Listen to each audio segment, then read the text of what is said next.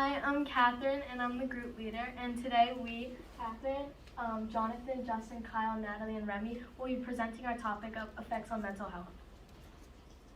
So the first subtopic is Korean parenting styles, and I'm going to be talking about a specific method that Korean parents use to raise their children. The second subtopic will be about culture and environment. I'm going to be talking about how socioeconomic status relates to mental health and also how environment can play a role.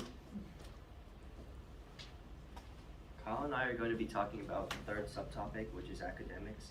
I'm going to be talking about the effects of Hogwarts, and while Kyle will be talking about the effects of achievements academic-wise.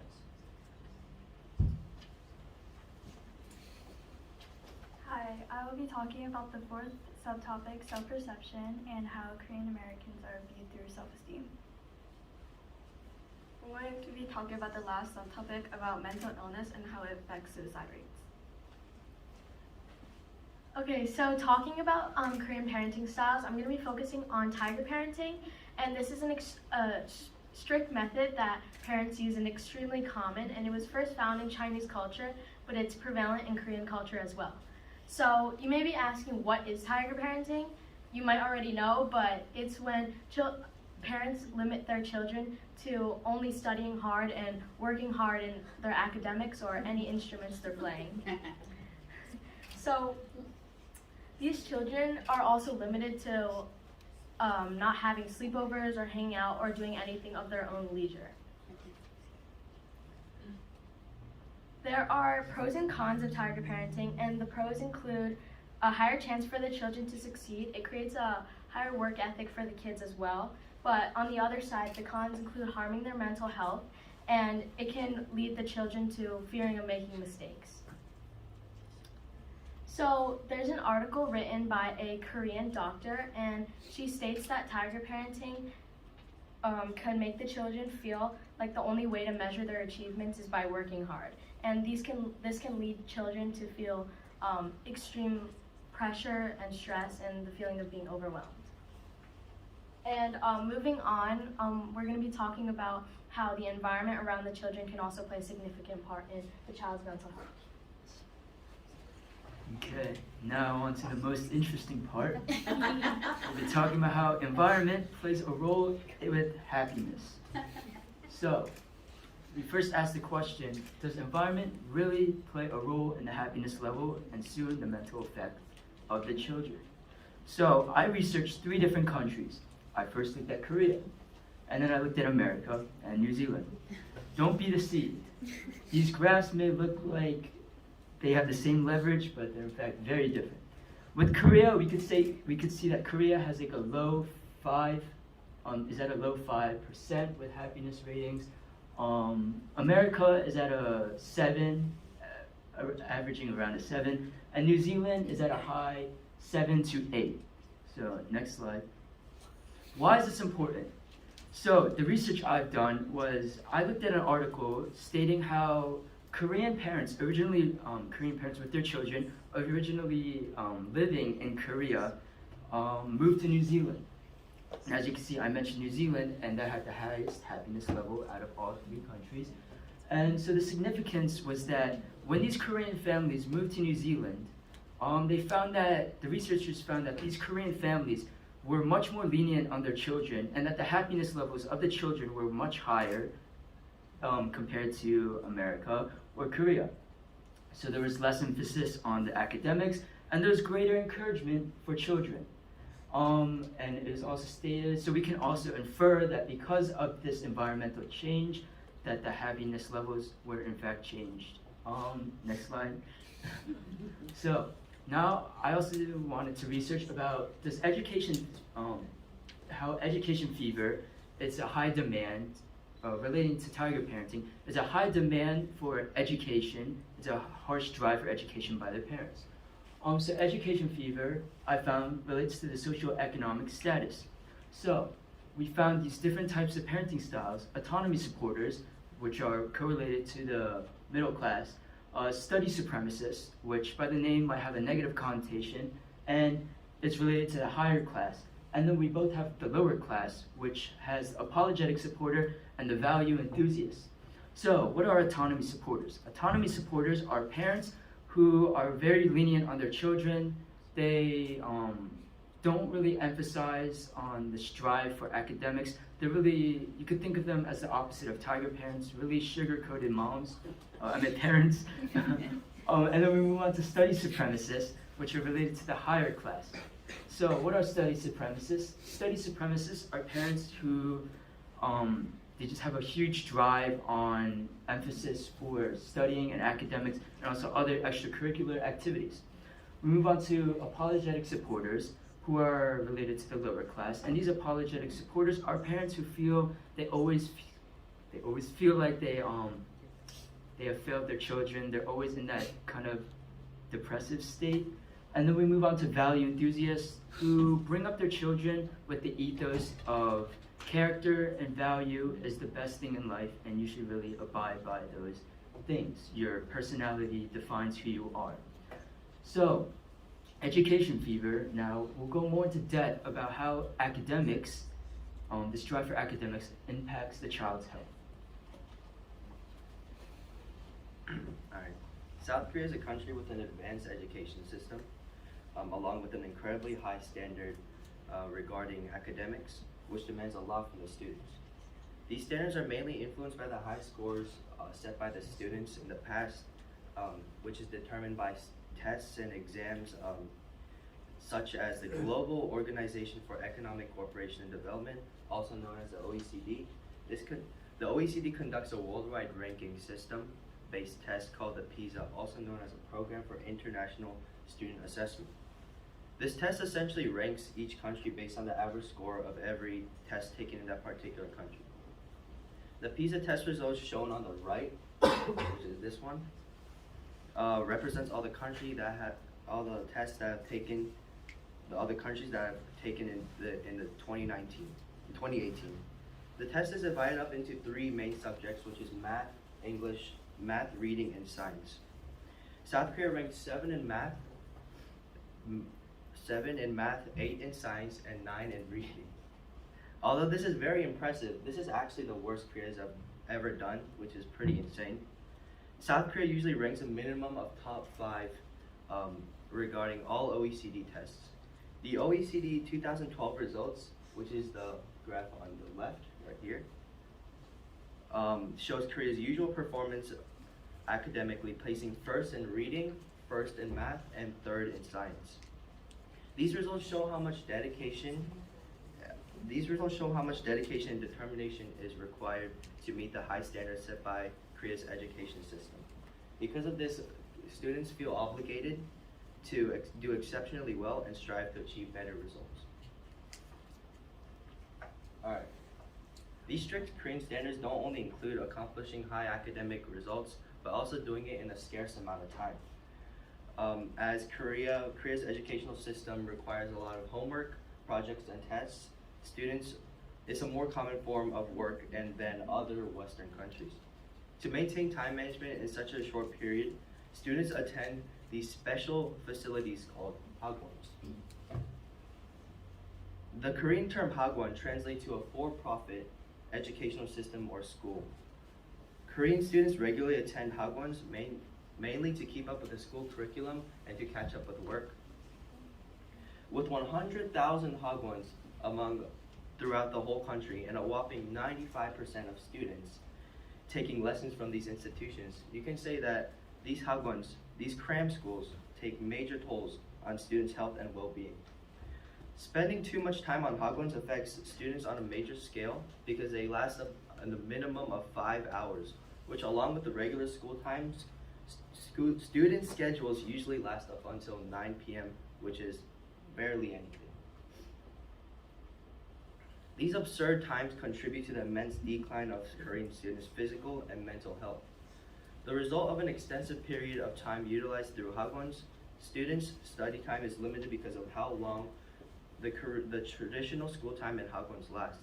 The horrible outcome of this insufficient sleep, which ultimately obstructs the usual and recommended sleep patterns, which actually stunts growth, deteriorates brain power, and is bad for your physical body overall. Students also spend too much time. Students also spend too much time as it is substantially scarce, so overworking is a common addiction among students across Korea. This can result in exterior factors like insufficient socialization with friends and family, along with a lack of eating because they spend too much time in the room doing work.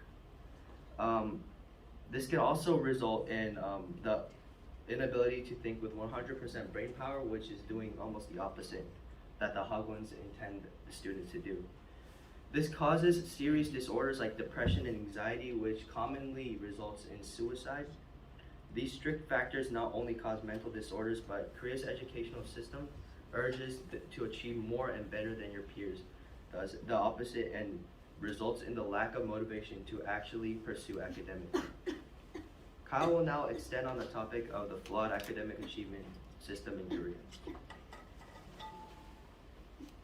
Okay, so if you look at the graph on the left, you can see there's a direct correlation between academic performance and generations of Koreans. Native Koreans perform much better academically than their Korean American counterparts. Even so, Korean Americans perform much better than all other ethnicities in America, according to the graph on the right. In addition, you can see that the self-perception of all Koreans, regardless whether they're native or their generation, is lower than their test results. Here's some additional data tables showing the academic achievements of Asian Americans in comparison to the rest of the world, or America.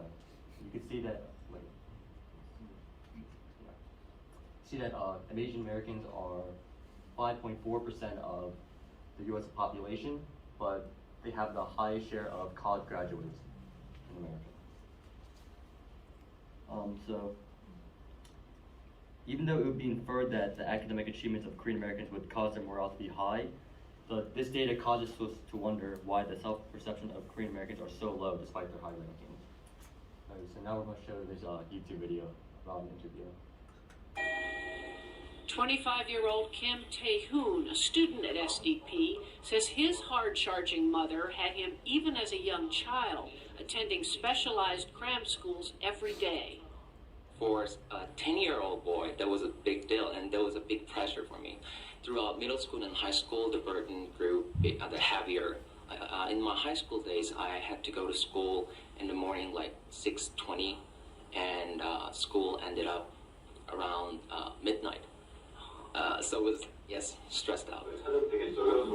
High school is especially pressure-packed. College admission is seen as a make-or-break moment. Scoring well on the national entrance exams means a ticket to a better life.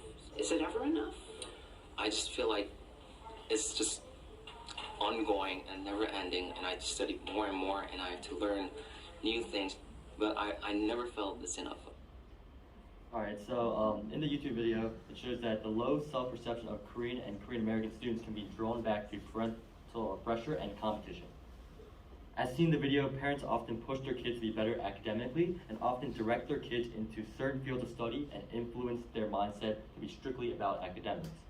These expectations and influences by parents result in students feeling strained and oppressed. Stereotypically, Korean Americans value hard work in return for academic accomplishment. However, this hard work typically isn't to stand ahead of other Americans, but rather to stand up from other Korean Americans that follow the same educational mindset. This grueling competition between hardworking Korean Americans students is enough to cause immense stress to keep up or surpass the Korean academic standard. Alright, next they're going to be focusing more on the self-perception. I will be talking about the fourth subtopic, self-perception, and how Koreans, Americans, and Korean Americans view themselves. First, I will introduce how Koreans and Americans are compared through self-esteem. Korean children tend to have stricter parents than American children. Korean children can get mentally hurt by their parents because they usually have higher expectations, which lowers their children's self-esteem. As for American children, they can get into small arguments over time, but their parents don't expect having a quote-unquote perfect child like Korean parents do. This changes the way that the children view themselves. This can affect their mental health and lower their confidence in themselves. Now I will introduce the general idea of self-perception and how it impacts Korean Americans and Americans' mental health. As said before about Korean children and their parents usually have higher expectations while American children don't have as much pressure to deal with. Korean children could grow up to be so self-conscious that they will believe whatever their parents tell them about themselves. Self-perception and self-esteem both have an impact on mental health, whether it's Koreans, Americans, or Korean Americans. My next subtopic will be about how mental illnesses affect Korean Americans. Remy will be explaining more in detail about this subtopic after I talk about the general idea of it. The mental health of first graders is an example that shows how mental illnesses affect little children the most. Korean parents of younger children, who are mainly in first grade, may think of them as a burden. This all leads to affecting their mental health. Whether one has trauma, family relationship issues, or mental health issues, they are all symptoms of depression. The possibilities of a Korean American having both depression and anxiety at the same time is unbelievably 240 times higher than people who have never had depression and anxiety before, or people who don't have it anymore.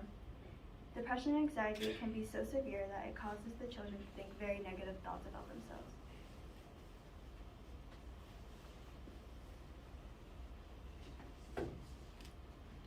In addition, numerous people have suffered from mental or physical health, and not a lot of people get treatment for it, which is why this is such a big problem in South Korea.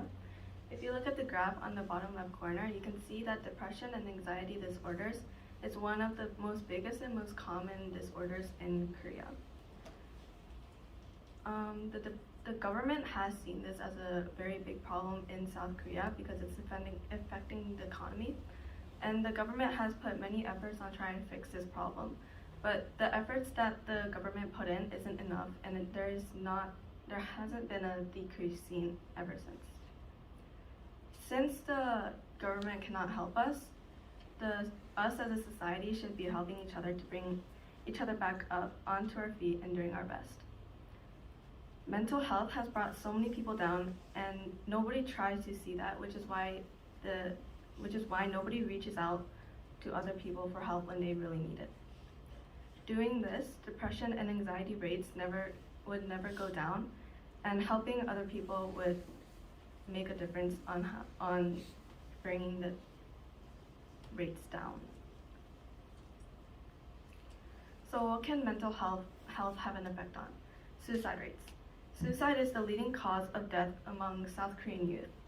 Social problems, mental illness, and family problems are all reasons on why this is the case. Korea has been trying many methods, but the methods that they have been trying don't show a significant difference in the rates. Korea has one of the highest suicide rates in the world, ranking 4th. The government also has seen this as a problem, but once again, their efforts aren't enough and a difference cannot be seen. The picture on the right shows many ideas on how we can bring the suicide rates down, but just because these exist doesn't mean people actually put effort into trying to bring the rates down. What makes suicide such a big problem? As said before, social problems is one of the biggest reasons on why. Students don't show if they have mental and physical problems, which is why it's harder for the guardian or the school to identify if a student needs special help. Having mental illness in Korea is mostly ignored, which is why people see it as shameful when they do notice that something is off about their body. People not seeking help is also what causes lack of treatment. These days, people are always on the internet, and on the internet, anything and everything can happen, including others encouraging people to commit. Young kids can be exposed to this, and this could eventually lead to a negative conclusion. Social encouragement towards suicide is one of the biggest reasons why the rates have gone up. So what can we do to prevent this? Schools. Research shows that parental divorce is commonly seen in suicide cases in female adolescents. If parental divorce does happen, this information should be sent to the school immediately, and it should be the school's job to keep an eye on the student and let them know that they're always there for comfort. The school should always keep in contact with both the parents and let them know about how their child is doing. Getting help as fast as possible is the best choice. If not, the student can be infected. The student can be harmed by the mental illness or the thought to commit, and it can make their condition worse. Not everyone in Korea wants to talk about their problems, which is totally understandable, but this is why close relationship with friends and family is super important. Having someone by your side to talk to about your problems is something that you shouldn't take for granted and something you should be appreciated for. One could be hiding something and would not be willing to tell anyone about the problem they are dealing with, and this is crucial to the mental health of them and how it can impact suicide rates.